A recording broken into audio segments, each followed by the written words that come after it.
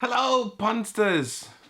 Actually, don't say punsters, that's a terrible word. Today we have something very different for you, and that is a seminar that we did at UK Games Expo. And the seminar in particular is about making videos for board games, and we had some amazing people on the seminar like John Perkins from Actualol, Paul Grogan from Gaming Rules, and Ricky Royal from Box of Delights. And they're all experienced people who've done videos about board games for YouTube for a while now, and we had things to share. And you might think, well, why is this seminar for me? I'm not necessarily intending to make videos about board games. Well, if you're in that category, then you might just learn something about how we actually do things, and you might find that interesting. So anyway, without further ado, the UK Games Expo seminar on how to make videos for board games. Microphone on, can everybody hear me? We're on. There's some nodding in the crowd. I can hear you. Okay, thank you. So I'm just going to quickly introduce all of us. For those people who don't know, my name's Paul Grogan. Amongst other things, I run Gaming Rules, !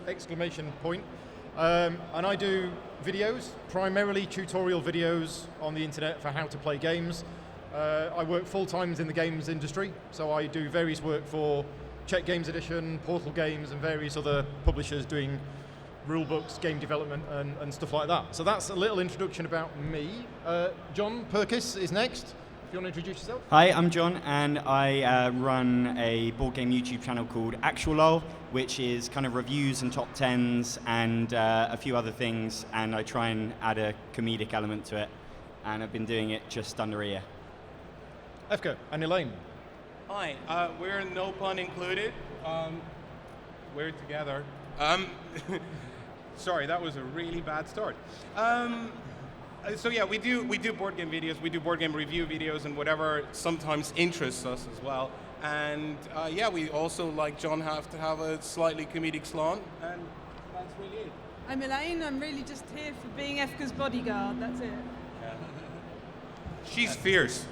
And at the end we have Ricky Royal, otherwise known as Box of Delights, who's been doing videos for longer than all of us probably put together, I think. Doing it the longest and learned the fewest lessons, I think, because these guys, their guys' video quality is a lot better than mine. I'm the guy with the hands and no face. Yeah. But now's your opportunity to take a picture. Actually, I did bring my video, and if you guys want to learn about making YouTube videos, the first thing is bring a tripod with 3 legs. So what I'd like to do, if you guys want to learn, is I'm going to ask one of you to hold this and point it in our direction. You kind of get a feel that you're part of us then. And if you want to kind of hand it to someone else every 5 minutes or so. I've taken a picture of you all, so don't feel like you can run off with it, because I've got your faces on camera. All right, so here you go. So while Always charge Ricky's your battery as well, this is really low. So while Ricky's handing that camera out, the first subject we wanted to talk about was basically what made us start doing videos. For me, I've always liked teaching people how to play games. I've been doing it for probably 20 years or so, and I just really enjoy teaching people how to play games. And I decided a couple of years ago that I needed a change in direction in my life. My job wasn't working out, and I thought, I'm going to create videos online of how to play games so that people can get a rule book, and instead of reading the rule book, or as well as reading the rule book, watch the video to learn how to play. And then somebody went, oh, you mean like Watch It Played? I hadn't heard of Watch It Played at that time. I then looked at Rodney Smith's channel and went, that's exactly the idea that I was going to do. So I went and did it anyway. And that was primarily why I wanted to do it. I enjoyed teaching people how to play games, and I wanted to create videos that would do that. John. Me next. So I started doing it because I just love board games, and I was looking for kind of something new.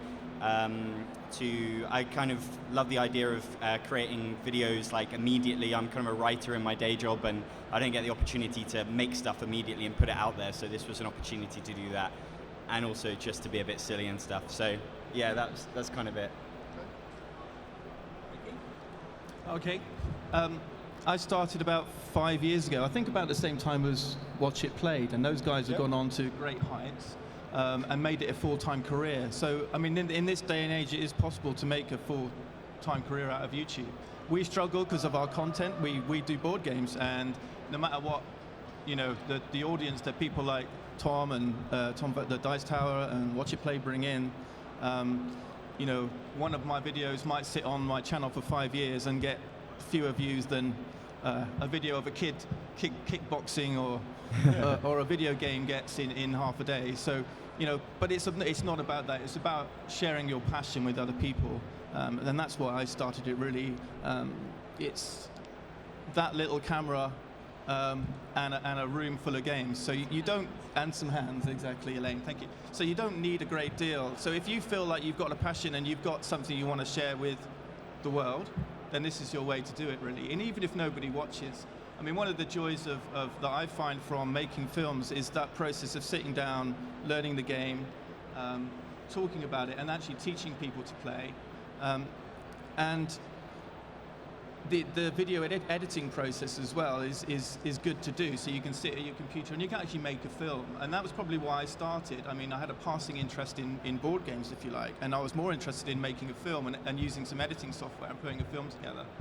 You wouldn't know it now, but the board game passion then grew from there. And it's a wonderful community. Once you start getting involved in this and meet these folks, meet you guys, and come to trade shows like this, you'll find it's a great world to be involved in. And if you can develop relationships with your publishers and develop relationships with your audience, it's a great way to share your hobby and your passion with people. That's why I continue. I mean, we started making videos about board games because of the obvious answer, we like board games, right? And I think that's everyone in this room. But here's the thing, you don't get out. What we found out, I think me and Elaine, when we were making videos about board games, because if you're passionate about board games, you can do so many different things. You can write, you can do podcasts, and you might want to do videos because you might think, hey, the video thing gets the most views or whatever. But I would say actually do whatever you feel is right for you, because we started making videos because we found out that we like making film. That's something that we discovered. And when we started 2 years ago, I had no idea what Adobe Premiere was, right? I had no idea what kind of mic I need to get, what kind of camera I need to get, but you learn because you're passionate, right? And you're gonna do better at what you're passionate about. So you really need to figure out, whether it is videos, or maybe it's not, maybe it's entirely something else, and do that. And yeah, so we started with this thing called Kickstarter Roundup, which doesn't exist anymore, which was me and this guy Adam talking live on Twitch about Kickstarter board games, which was dull and dishwater, and it was about 2 hours long. And then somewhere along the way, Elaine said, can I do it too? Awesome segue. I think, like Ricky was saying, like it is an underrated hobby, and it's something that, like, we all like watch each other's videos, we all listen to each other's podcasts. Well, I hope so, anyway. And we all enjoy each other's content, and we learn. And like Efka was saying as well, we want to make the videos. That's what we kind of wanted to do, because we enjoy making the videos. We've been watching, we're fans of like slapstick comedy and things, and we just wanted to kind of incorporate that into our reviews as well and make them interesting. And we wanted to help people, and we thought, that is a way to do it. So I think those of us here do different types of videos. My videos that I create are rules overview videos, or rules videos. They're instructional. They will help you learn how to play the game. Ricky at the end does walkthrough videos, which will help you learn how to play the game, but he does that by actually playing through it. Yeah, and our ethos was kind of to give people a taste of the game, because there's lots of really good people doing rules, reviews and run-throughs, things like that. But we wanted to give guys a flavour of the game, like see if it was for them or not. Yeah, that's actually the one thing that's probably kind of sort of differentiates us, is that when we do our video, we don't actually do rules. We explain like elements of the game and how it works, but we find that there's no need for us to do that, because if you're interested in the game, you're probably not going to just watch one video, you're going to watch a bunch of them, and someone else is already doing that, and probably Much better than us. we would be, yeah. Yeah, I think that's kind of a tip that I would say to anyone thinking about doing reviews, is think about what you want to say to your audience. And for me, it's not about rules, because like you say, other people are doing that better than I could. So it's about just capturing why the game is fun, rather than just going through every single detail. So I will often leave out quite a lot of intricacies of things, because I just don't think it's relevant to why the game is fun. And then I think you have a tighter kind of video, people are more likely to engage with it. I might find if I watch someone else's review that if it goes on for a long time, my concentration drifts onto why I should play this game or why I maybe should own this game, and so yeah, that's just. Okay, so good time to pass the camera on to the next person. So first little bit of audience participation, and this is talking about review videos. So this is mainly sort of John and Efka and Elaine. How many people in the audience have bought a game because you watched a review video or you read a written review from somebody that liked that game and then you went and bought it? Okay. How many of you didn't buy a game that you were potentially going to buy because you watched a video review or read a written review that was negative? Okay, thank you for that. Just for the camera, like everyone raised their hands for both of these.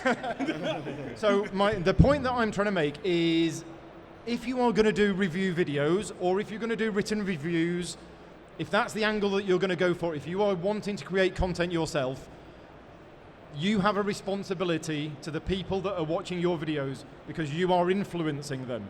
I don't do many review videos, but I feel very strongly that the person creating that content has a responsibility to give the accurate information because you are influencing other people on making a decision. I know, Efka, you've done positive reviews on some of your videos, and you've also done some negative ones, which have come in for some criticism from the people who like that game, and it's understandable that if you say a game, I remember one video you put, and in the subject line you said something about something or lazy design. Yeah, it was. And I was like, it was for March of the Ants, 4X condensed or lazy design. And that exploded on BGG. Everyone was really unhappy with that, which I thought was kind of amusing, actually. Yeah. But the designer came on himself and said, "Look, no, that was a fair review, right?" And I still somewhat enjoy the game, right? But that clickbait title, and that's what it is, by the way. That's what really got everyone engaged. And I think it's fine to have things like that. I think as long as you're honest about what you're doing, and you're getting across what you're doing, that's completely fine. You can be positive or negative. There's a thing about negativity in this industry that's different than anywhere else. Who here watches Mark Kermode? Who knows Mark Kermode? A few people, right? Mark Kermode does movie reviews. He's a famous British film critic. And if you've ever seen one of Mark Kermode's rants, right?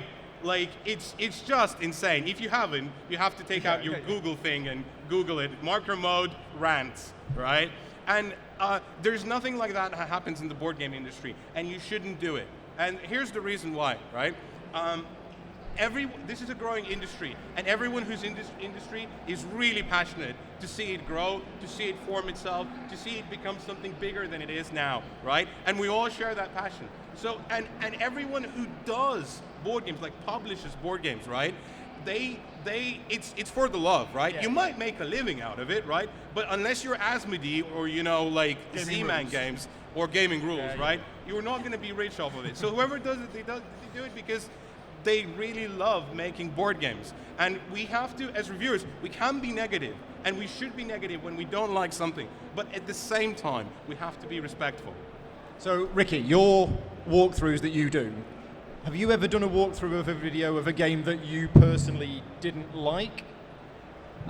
I tend not to, Paul, because it is such an investment in time. I don't do reviews, but I think the same thing applies to presenting a video. Yeah. I mean, the truth is that what I'm trying to do is show people a game and teach you how to play it.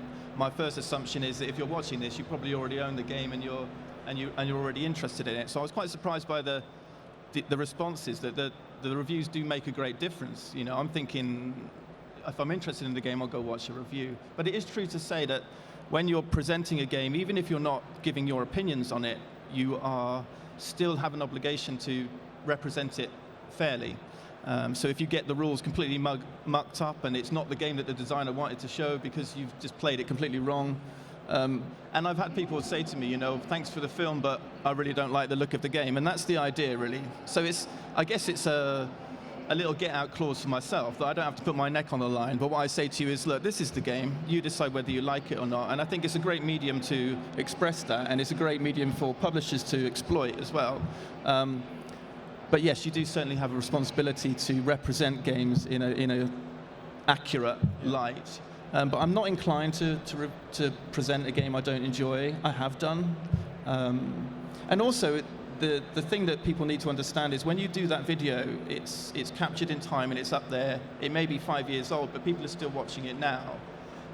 But 5 years ago, my opinions can change and evolve. I mean, if I reviewed the same game now, or played the same game now that I did 5 years ago, I'm going to have a very different opinion of it. And I think that that's probably a niche that's open for people to explore, because we're always trying to look for the new all the time and what's the latest thing.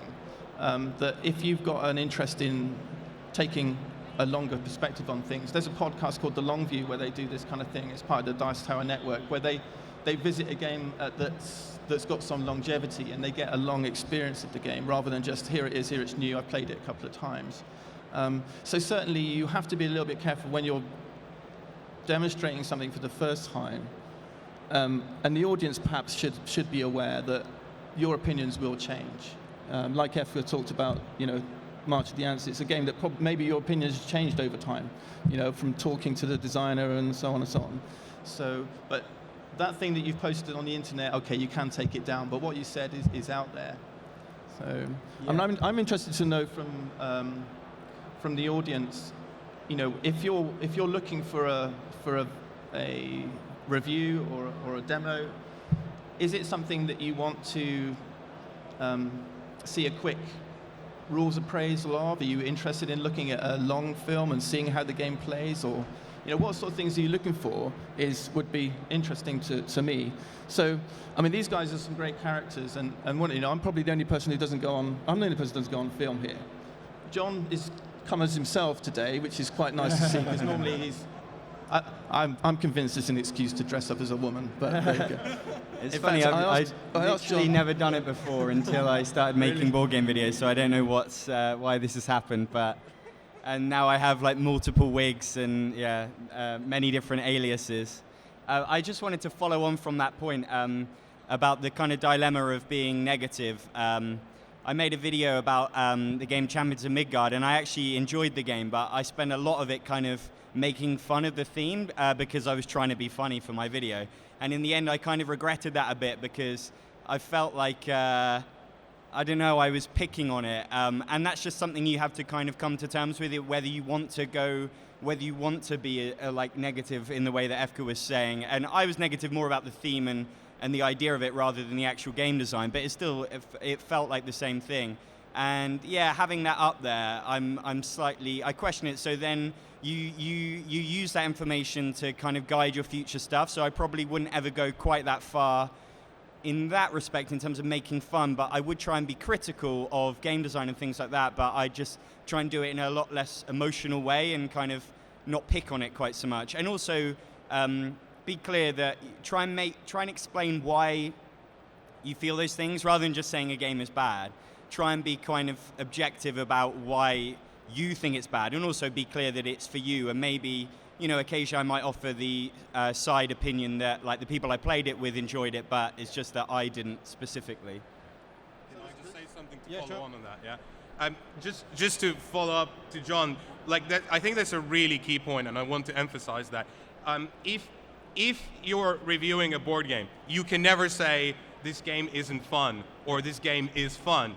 I mean, you can say it, and you're actually encouraged to say it, but there has to be something behind that. You have to think one step ahead and go, why is it fun? What makes it tick? You know, why am I enjoying this? And you have to relate that to the audience, because then the audience relates to you, right? That's all I had to say. Yeah, there's a thing which a friend of mine who used to do written reviews, he doesn't do them now, and he said one of the key points about writing a negative written review is that you say, I didn't like this game because of this, that, and the other, but these are the kind of people that would like this game. Because there are games out there for everybody, and a game that you absolutely hate, somebody else might love.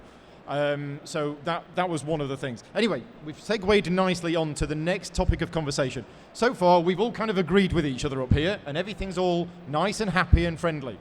This next topic, we might not completely agree on, and this is subjectivity or objectivity. So, when doing a review, can a reviewer ever be fully objective? Is it actually possible to do? Yes or no? No. Yeah, FK? I would say no. Well, I argued with Rodney on Twitter a lot that yes, you can, but I actually believe that no, you can't. Okay, so we started off with a yes, and I think the point we were trying to make was you can try to be as objective as possible, but at the end of the day, you can't. No, you can't. And we were having a long discussion about this. Tom will say, because he was in the discussion. We were talking about this at length at our regular gaming group. And I remember it was me and Tom and somebody else in my kitchen, and we were talking about if you were to give a purely objective view, it would be, here's a game in a box. Thank you very much. And that would be it. If you say anything else about it whatsoever, it's your opinion, pretty much. So if you were to say in Castles of Burgundy that the pieces are a little bit thin, everybody knows they are, okay? So it's a fact, as far as I'm concerned, that the pieces are a little bit thin. But actually, thin compared to what? So almost everything that you hear or read is subjective. And you can't get away from that. And we can try, but we can never do it completely. Well, yeah, like I think the perfect example was when I reviewed Time Stories expansions, and like, how do you approach that objectively? There's no way you can, right? Especially because it's a once-off experience. Like if you play Time Stories, you know this. You play an adventure and then it's done, right? And you've experienced that. You can't go back to it. You can't redo it, right? You've done it, and that's your experience of it. And so I said I hated A Dance with Dragons. Or no, that's the George R. R. Martin book. Yeah, no, Prophecy of Dragons, right? I hated that, and I loved Under the Mask. And I know Tom Vassell from Dice Tower, he thinks the complete opposite. He thinks The Prophecy of Dragons was great, and Under the Mask, rubbish. And it's just a thing. It's just what you like. And I know Richard Ham, God bless his soul, he's a wonderful guy, but he really, really tries to be as objective as possible. And therefore, every game he reviews is great.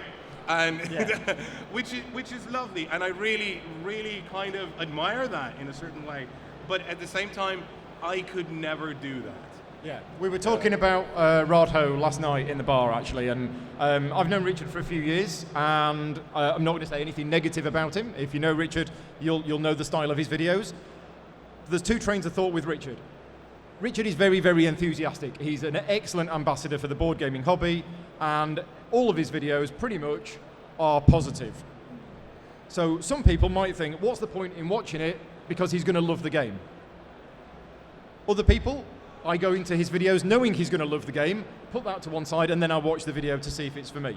So there's nothing wrong with somebody who is so enthusiastic he's going to like every game he ever plays, as long as you know that going in and don't go out and buy every game that he does a video for, because you won't be able to live. You'll have no money left. I think that's the issue there, though, Paul. It's with Richard Ham. He doesn't like every game he plays. He only reviews every game he likes. So that's the difference. You know, if you see it on his channel, you know it's an endorsement. Is the kind of the way to think. And I'm the same way. So I'll be positive about every game that you'll see me demonstrate, because if I don't like it, you're not going to see me spend my time on it. I don't do this professionally. I don't get paid for it to do it. It's just something I do as a hobby. And I would ask you know, if you guys are interested in doing the same thing, start with things you enjoy. If you're gonna spend, 6 hours trying to put a 15-minute video together for something you really don't like, it's not gonna be fun. Yeah. Times that by 10. Yeah. So that's the thing. All of us here create videos that are not just point the video camera at me and I'll talk, press record, done.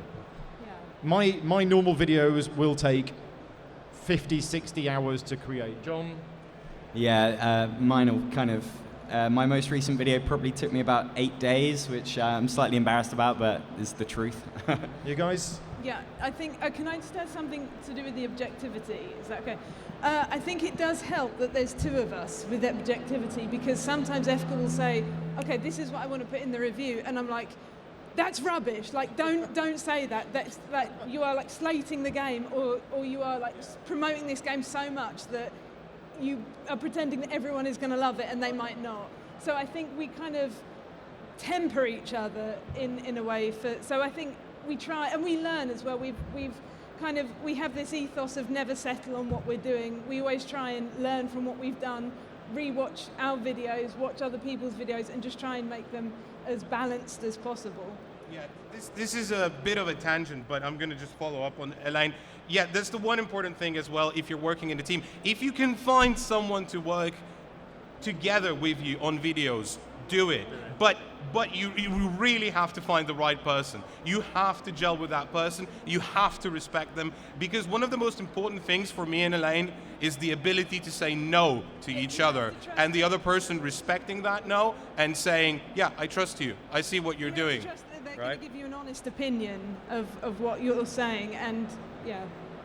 Yeah, that's why I work with my mum and my little brother Timmy and my girlfriend and just anyone that walks into my house that happens to look like A me. whole team. Yeah. So Ricky, your videos, if anybody's seen any of the Box of Delights videos, you will probably know how long they take to put together just from watching it. Yeah, It's so a long time. 15-minute film will be 100 clips with a little camera that you saw, and then hours and hours putting it together. So, I mean, I'm guessing that 6 days out of John's 8 are shopping and trying on outfits, so I don't have that problem. But yeah, but it's what you make it. It's like Paul will put hours and hours and hours into a 2-second clip, because you're producing a professional looking piece. But it doesn't have to be. But that's what's important. What you have to recognize is if you want to have a go at this, you don't need the best kit in the world. You can sit there with your phone or your home video and just point it at a game and go and do it. If people watch, then they watch. If they don't, they don't. If you enjoy doing it, then you're on a winner. That is the main thing. But if you're doing it professionally, if you're trying to produce a product to sell, then obviously that's a different ball game altogether. But everyone's interest started with a passion here, irrespective of where they ended up. So, yeah. I think what's really important here and what people are touching on here is the time it takes to make a video. Now, here's the reality, right? I'm not saying people who, because you get money from making rules videos because companies, but there's really like free board game reviewers, like I can count on the 3 fingers who actually make this full time. It's the Dice Tower, it's Shut Up and Sit Down, and it's Rado. And we're not counting Rodney again because he has money from publishers. Rules, right? So if you're going to do this, don't do it because you think I'm going to be just like the Dice Tower, or I'm just going to be just like Shut Up and Sit Down. Don't do that. You might one day, and that's great, and it's something to aspire to. And we certainly aspire to those guys. Like, they're awesome, they're immense, and they're amazing, and they inspire us every day. But we recognize that, making videos is a hobby for us. And number 2, that's really important, making videos is incredibly effort and time consuming if you want to do it well, if you want to stand out. Next weekend, I am flying 1,000 miles. I'm not joking, flying 1,000 miles to film a 10-second joke, and the joke's not even that good, right? But I'm doing it. I committed to that, right? And I'm crazy, and Tom said, why are you doing this, Tom Vassal? He said, you're gonna get 200 extra views from that, and whatever. But that's what it is about to me, having fun and doing something that does stand out. So in this script here, you've written a section about your experiences as a female reviewer. Because I think, like a lot of the board game industry, there are more men in it than women, and same as reviewers, there are more male reviewers than female reviewers. So do you want to just talk about a female reviewer? But do feel free to chip in at any point, because it's interesting, to have a male perspective as well on female reviewers. Absolutely. No, I just wanted to say that when we started, I didn't even consider the fact that I was a female reviewer. I was just like, yeah, I'm a reviewer and I play games. That's it. And a friend of mine said to me, if you are a woman and you are doing anything in the media at all, you will get rubbish for it. And I was like, what are you talking about? No. And she was absolutely right. And I absolutely wasn't prepared for that at all. I wasn't prepared for comments that were nothing to do with the games that we were playing or reviewing, but were just focused at me. And I thought, this is not something that I'm really into. And my first reaction was to kind of ignore it and be like, just get on with the game, just get on with the job, basically, just, get on with the reviews. And I think that was the wrong thing, the wrong approach to take as well, because it does matter, and I think it is something that is important to address, and we can't kind of sweep it under the carpet, because there are, like, the internet, you guys know what the internet is like, right? The internet gives you this anonymity to say things that you would never say to people face to face. And I think that's why sometimes we get a bit more crap than we should do, really. So I wasn't sure if I could swear or not. I think that's an important point, Elaine, because particularly if you guys are thinking of doing it, is understanding that, or if your children are, and you want to protect them, that once you're engaging with the internet and you're engaging with strangers, you will suffer some abuse. It's inevitable, even if you're the nicest person in the world. When I first started doing videos, the negative comments are few and far between. But when you get them, they do upset you, and you can have sleepless nights over them. But the type of comments that a woman gets is going to be, very different to the type of comments that a man gets. When I get a comment, it's more of, you're talking crap, etc., etc. But when it's a girl, a woman presenting, then you do get more personal comments, and it must be extremely... Yeah, but so how do you deal with that, Elaine? Elaine? I think you have a really good point. Like, as reviewers, you are looking at the feedback that you're getting all the time because you want to improve, you want to see what people like or don't like about your videos. So that feedback that you get does kind of... It matters. Yeah, it does matter. How do I deal with it? Just go, they're an idiot, normally, and just ignore it. That's normally how I deal with it. The best advice I got was from Rodney Smith from Watch It Played when we started out, and he was saying that, because I was chatting to him about it, I was upset about a particular comment and I was looking for some advice. And he said the best way to approach it is imagine the person who's typing the comment is like, an 8-year-old child sitting at home in front of the computer. If you start shouting abuse and swearing at them or getting cross with them, you don't really know who you're talking to. The thing is, I work with the public, right, and I get a lot of abuse at work for nothing. So I'm kind of used to that anyway. Yeah. Right. Okay. Ricky, was that a comment about your hands? So you did get that. I just wanted to check. Yeah, your nails aren't clean. Okay, so who in the audience is actually thinking of creating their own YouTube channel with videos? Anybody here? So we have a 3, 4, 5, 6, 7. Right. John's got some top tips. Top tips from John. Well, guys, feel free to pitch in. I'm going to look at my sheet briefly. So, one of the things that I wanted to actually pick up when we were talking before about equipment and how passion's more important and stuff, there's a guy in America called John Gets Games, and he's a really cool guy that we kind of communicate with. And he has a very successful channel using just an iPhone, and I don't think most of his viewers don't even know that he's using an iPhone. And it really kind of tells you the importance of two things, really, that he's focused on lighting and sound rather than the camera itself. You don't need a super expensive camera. He's able to just use an iPhone, and he plugs in a lapel microphone, which probably isn't all that expensive. And Rode Smart Lab. I bought the same one. Yeah. Okay, great. And some lights, and suddenly his videos look just as good as most of the other videos out there. So that's a tip equipment-wise. Can I just say something very quickly? Right, so I just bought this. This is about $450 if you buy it from Google or whatever, right? That's my camera. It costs twice as more, and it's a worse camera than this thing, which is crazy. But gear is really accessible now. So, just invest. So top tip number 2, although they're not numbered. One thing I would say is we've talked about trying to emulate the big guns of the Dice Tower and so on, and I think that's just really hard for someone at this stage. And one thing I've seen is if you try and kind of repeat the format and that's all you offer, then people are just going to stick with what they know. So to try and stand out, you have to try and offer something different. Now, what that is going to be up to you.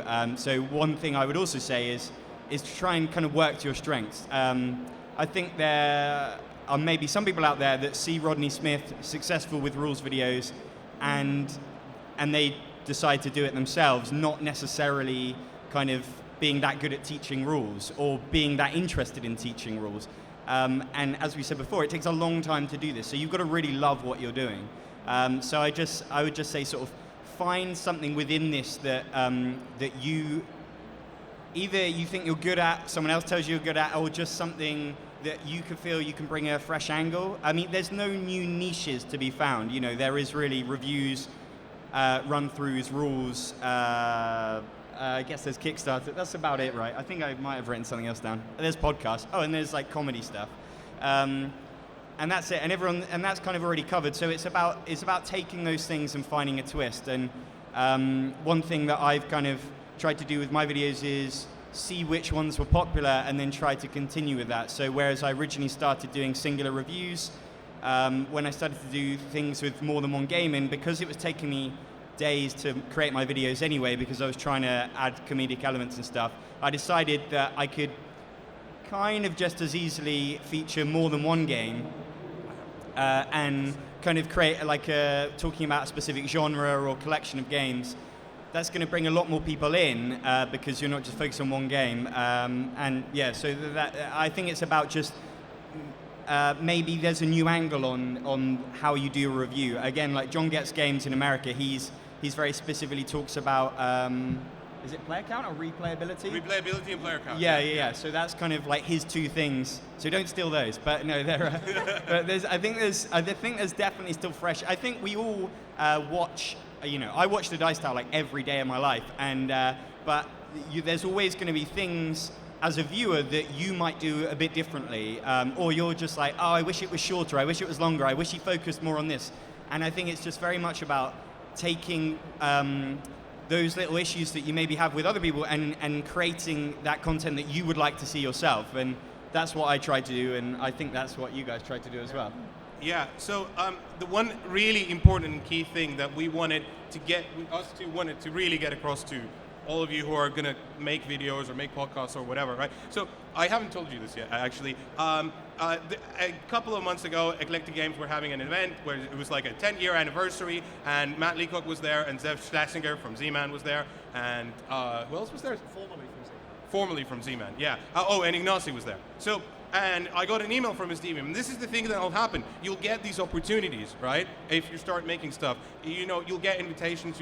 It'll come eventually, but you have to find the right thing for you, and that's really important, right? So I got an email that said, "Hey, would you like to come and interview these guys?" And I know that another 10 people got that same email, and they're gonna go there, and they're gonna do the same interview that you're gonna do, and then how do you differentiate yourself? So at first I said no, but hey, then I had this funny idea about making a joke out of meeting all these people accidentally in Reading, right? And so I did the video, and Steve, CEO of SDVM, just walked up to me to say, "I really loved your video. We did a retailer day yesterday, and we showed that video to all the retailers because we really liked it." And that's how you make these opportunities happen for you. And here's the important thing. Never settle on what you're doing. Once you found what you're doing, great, you have a format, right? Tinker, tear it apart, add new stuff, try new things. Never be just the thing you are, always be better than yourself. I think that's right, and that's reminded me of the pre-Essen show that we did last year, because Efka and Elaine are the comedy element. I'm not a naturally funny person, and I can't come up with funny stuff. That's where these guys come in. So last year, we got together and we did a live YouTube show which went out the week before Essen or 2 weeks before Essen of 10 of the hot games that were coming out that year. And we had 10 special guests on to talk about the game. So we had some big names. We had Eric Lang, we had Matt Leacock, we had Rado, we had Tony Boydell, we had 10. Vlaja was on. We had 10 pretty big names in the board game industry. And the idea was that I was supposed to tell each of these people to be there at this time, and we'd call them up while we were live. And I didn't. So there we were. That was the joke. So we were going out, the show was live, and we basically went, oh no, I've forgotten to call these people. Well, let's call Vital Lacerda at home in Portugal and just, see what he's doing. And all of them knew about it, and they were all in on it, and they were all pretending to be doing something when we called them. So Matt Leacock was having a shave in the bathroom. Vlaja he'd just woken up, and his hair, and they all got in on it. And I think Rado was dyeing his hair. Rado was dyeing his hair. he had all his hair in like one of those plastic hair nets, and this was your idea. Yeah. And there were so many pre-Essen. Here's what to watch out for at Essen. You're absolutely right, and what you said, you did something different, and it worked. And we got 10 fairly big names, and they all bought into it, and it was really funny, I thought. Yeah. So that was good. So I don't think we've got much more to talk about. We can if there's no questions, but does anybody have any questions at all that they want to ask any of us about anything? If not, we'll carry on talking about other stuff. We have a question. This one in the back. Hang on. There's a microphone coming to you. Hang on. Although I can't. We have a question. I can't hear when anybody What's your else name, sorry? talks. Where's the toilet?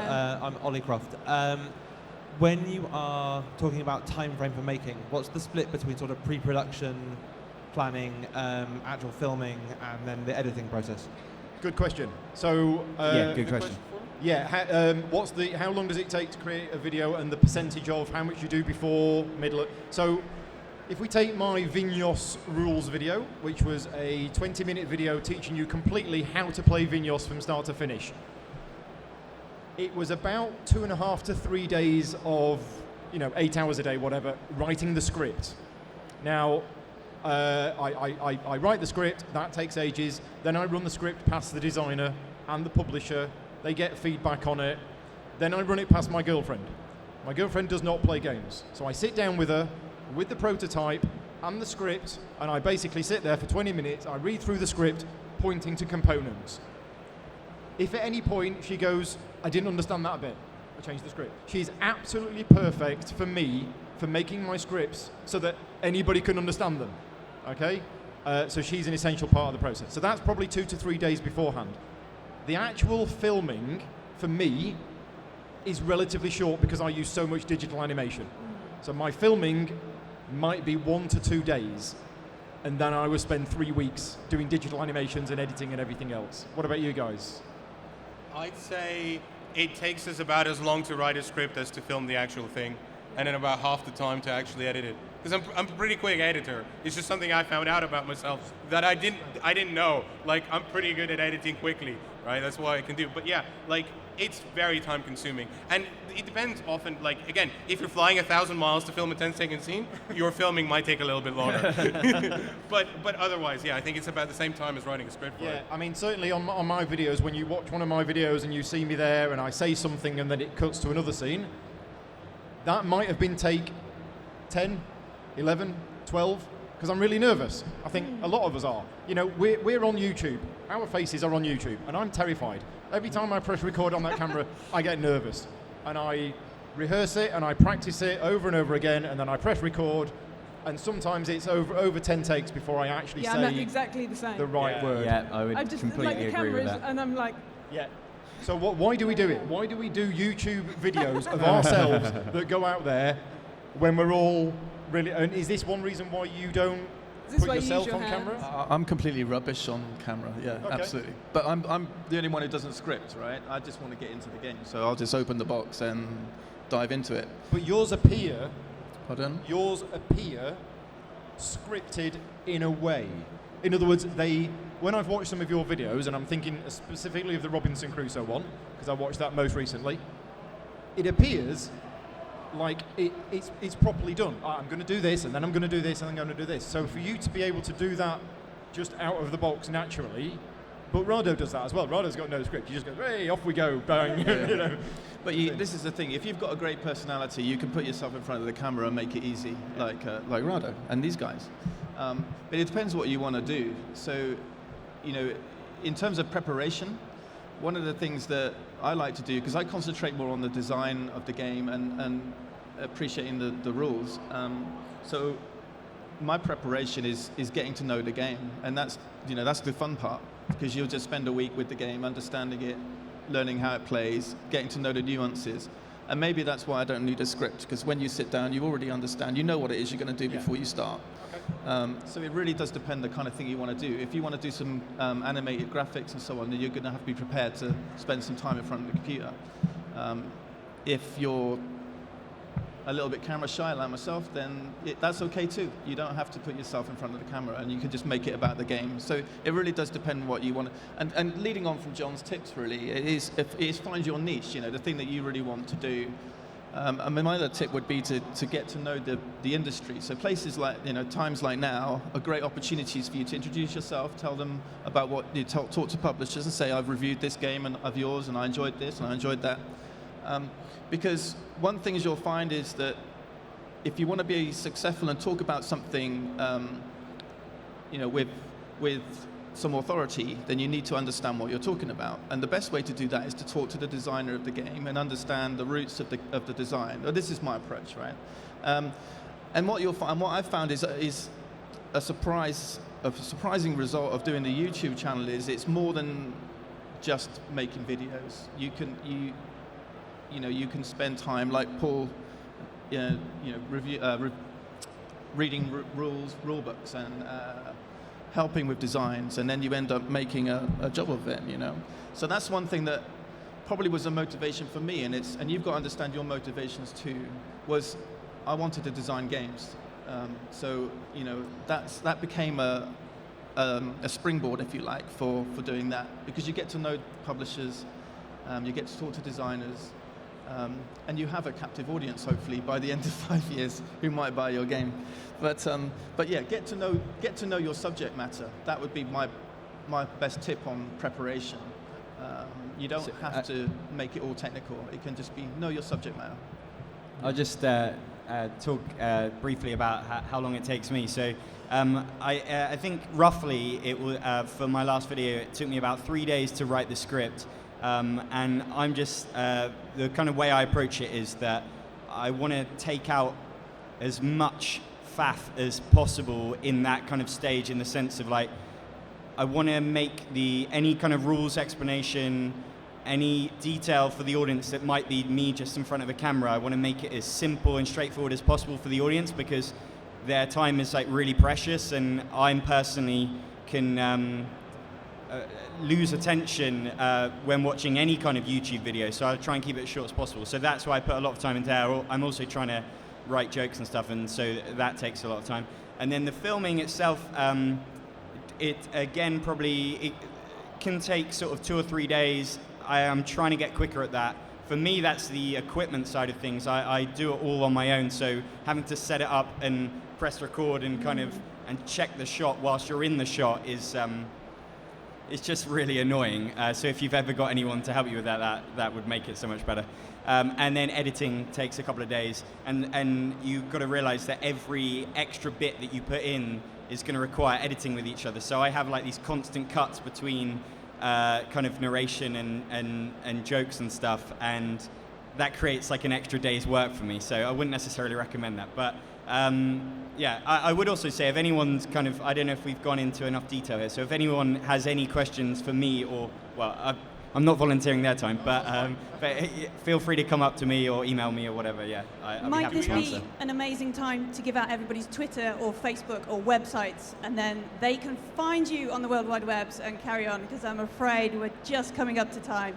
So, yourself? Yeah, so my YouTube is Actualol. That's the word actual with OL at the end, ACTUALOL. And you can find me at Twitter at exactly the same word, and Facebook, and also actualol.com. All mine's Gaming Rules stuff, so it's Gaming Rules videos on Facebook, Gaming Rules vids on Twitter, because Gaming Rules videos was too long. Yeah, that's me. Yeah, we're no pun included on everything. We're even on Snapchat now. Instagram, Snapchat, Twitter, Facebook, YouTube, yeah, I'm on Instagram. anything. Everything is no pun included, yeah. And you can find me at boxofdelights.net. All the links are there. Amazing, guys. Thank you so much for a wonderful, wonderful hour. Thank you so much for coming Yeah, and thank you for listening to turning us. up, That's everyone. so weird. Thank you. There's so many of you here. And none of us Thank have you ever for done a coming. seminar before, so Thank you. Yeah, thank you guys. Thank you for being I attentive thought it and was going to be listening. my mum and Paul's friend. And My mama cooks in Italy, and mama swims